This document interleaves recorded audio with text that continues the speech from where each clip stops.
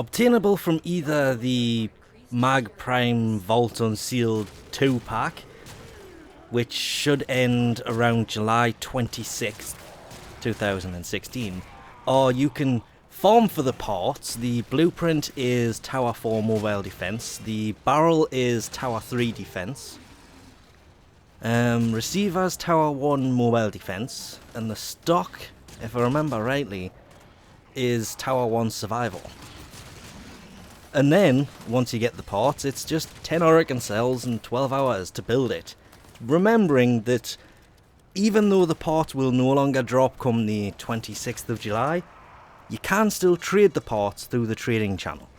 And it is a bit of an unusual beast, having 119.6 impact, 27.6 puncture, 36.8 slash. The status is 30%, so it's good for a status build, but its fire rate is incredibly fast. It's like ridiculous for a magazine that's only 20, so kind of building a status build on these things can be a bit of a pain in the butt, simply because it fires that fast. The 20 round magazine will be empty and you will have to reload. Hopefully you've taken the thing out by the time it gets to there though. Otherwise, well, you're gonna have a hell of a bad day.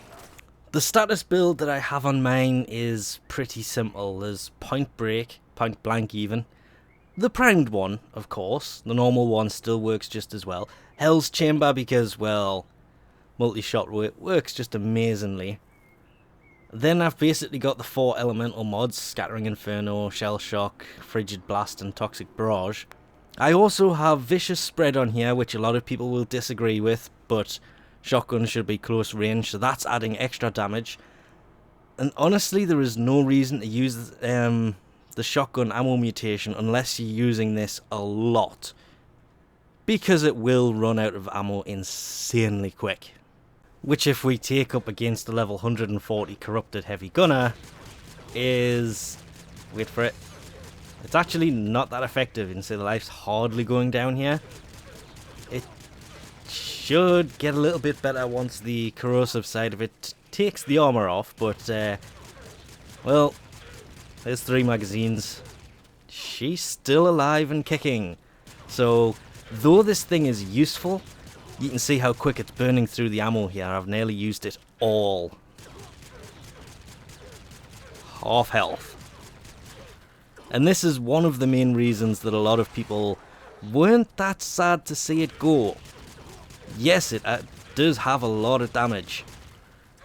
It's a pretty nice status weapon for lower level stuff, but when you get to high level stuff, well, ow, the hell was that for?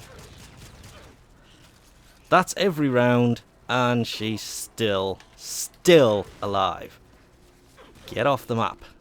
But when it came to crit, I always found myself coming back to this kind of setup, which utilizes laser sight, which adds 120% crit chance, shrapnel shot, which is 99% crit damage, which is just madness, primed ravage, which is also crit damage, and blunderbuss, which is plus 90% crit, plus this critical deceleration, which adds crit but takes away from fire rate.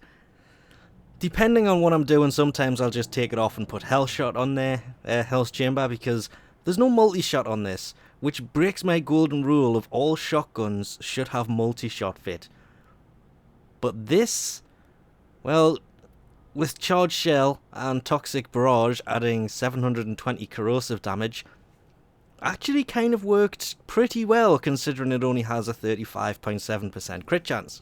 Which in the same circumstances as the status, first off, yeah, you know, actually activating it might help the laser sight, but yeah, not actually that much difference between them, is there? Well, that's wrong, because the numbers coming off are much bigger. It was like 20s and such. I think the main difference between the two kind of builds here, apart from the fact that I just completely missed those rounds there, is the fact that the numbers are high. I mean, there's 200s and something, 500s and something coming off here. Not only that, but it died, and I still have ammo left.